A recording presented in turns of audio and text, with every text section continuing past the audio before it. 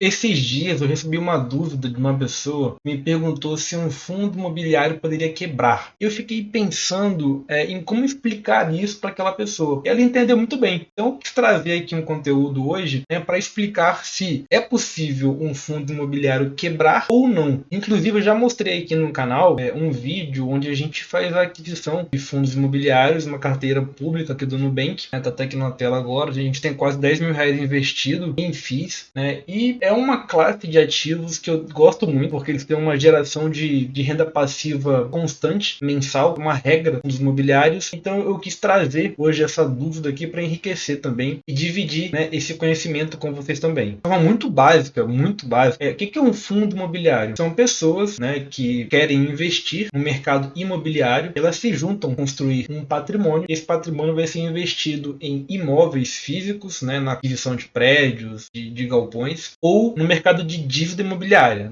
Basicamente, o mercado de dívida é fundamentado em CRIs, certificados de recebíveis imobiliários. Essas dívidas elas são lançadas no mercado por construtoras e incorporadoras para captar recurso, construir prédios, e aí ela vai pagar uns juros para aquele fundo que comprar essa dívida, que emprestar esse dinheiro. Então, assim, bem resumidamente, um fundo imobiliário, a gente tem duas classes bem definidas, que é a classe de fundos de tijolo, que é quando existe um imóvel por trás do fundo, ou um fundo de papel, quando existe uma dívida por trás do fundo. Quando eu, William, compro uma cota de um fundo imobiliário de tijolo, eu estou comprando um pedacinho de um prédio, e por conta disso eu vou receber o aluguel daquele prédio proporcionalmente ao valor que eu investi. Agora, quando eu compro uma cota de um fundo imobiliário de papel, eu emprestando um pouquinho de dinheiro para alguma incorporadora, construtora, para construir um empreendimento. E por conta disso, vou receber também os juros, que são os dividendos proporcionais ao valor que eu investi. Bom, hoje a indústria de fundos imobiliários ela é muito bem regulamentada. Então, a hipótese de um fundo imobiliário quebrar, ele existe. Só que ela é extremamente raro, inclusive nunca aconteceu aqui no Brasil. E nesse ponto, uma coisa que tem que ser destacada é que a regulamentação proíbe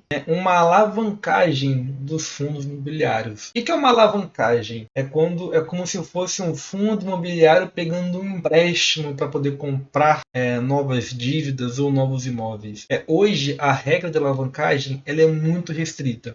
Então, um fundo imobiliário não pode fazer empréstimo, captar recursos no mercado de forma assim, sem regulamentação. Para fazer o fundo crescer, para comprar novos imóveis, novas dívidas, os fundos imobiliários fazem novas emissões. Isso é muito comum. Um fundo emite novas cotas para poder receber dinheiro no seu caixa. É basicamente a única forma que um fundo imobiliário pode crescer, com novas emissões. Então, assim, é preciso ter em mente que o fundo imobiliário sempre vai ter por trás dele uma garantia real, que a gente fala, que é um imóvel, de fato, físico, um prédio, um galpão, ou uma dívida constituída ali, válida e eficaz. Então, por esse motivo, é muito difícil de um fundo quebrar, porque ele pode simplesmente pegar e vender esse imóvel e liquidar o fundo, não quebrar, liquidar. Ele pode vender o imóvel e liquidar o fundo. Como é que seria na prática isso? Ele vai vender esse imóvel, vai pegar o dinheiro que ele captou com a venda e vai distribuir para todos os cotistas e vai fechar, vai encerrar. Ou se é um fundo de papel que tem uma dívida, ele pode também liquidar essa dívida, fazer uma negociação ali com o devedor para poder quitar essa dívida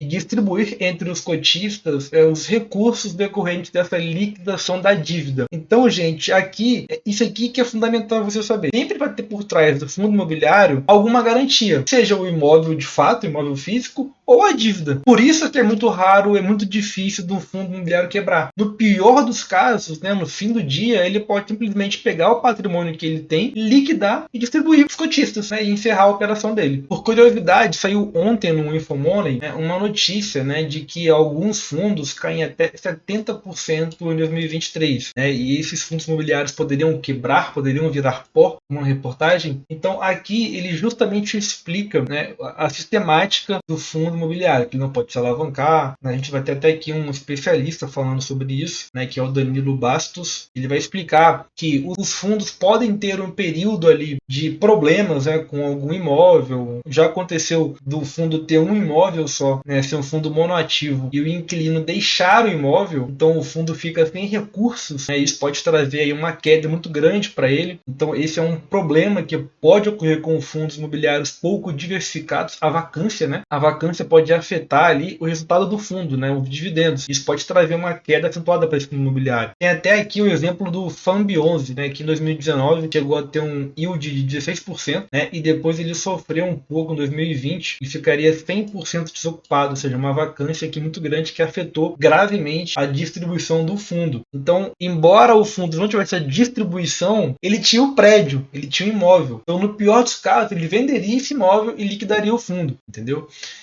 Já com o exemplo de outros fundos que caíram muito esse ano, né, fundos de papéis, o TORD 11, o HCTR 11, esses fundos aqui de papel, eles sofreram porque os devedores, são fundos de papel de dívida, né, e os devedores dessas dívidas atrasaram os pagamentos. E até aqui embaixo falando que grande parte das dívidas era ligada a Gramado Parque. Ela entrou numa recuperação judicial e isso afetou muito o pagamento das dívidas que ela tinha com os fundos. Isso impactou, por consequência natural, a distribuição dos dividendos, né? Como o fundo não recebeu, ele distribuiu menos dividendos. Então esses fundos eles caíram bastante. O TORD 11 caiu 70%, o HCTR caiu quase a mesma coisa. Então fundos com uma queda significativa por conta de atraso nos pagamentos dos devedores das dívidas que são vinculados a esses fundos. Mas eles podem quebrar? Não. É muito difícil, é muito raro, é quase impossível isso acontecer. Mas, enfim, a gente está no Brasil, a gente não tem certeza nem do passado. Então pode acontecer? Pode. É muito difícil.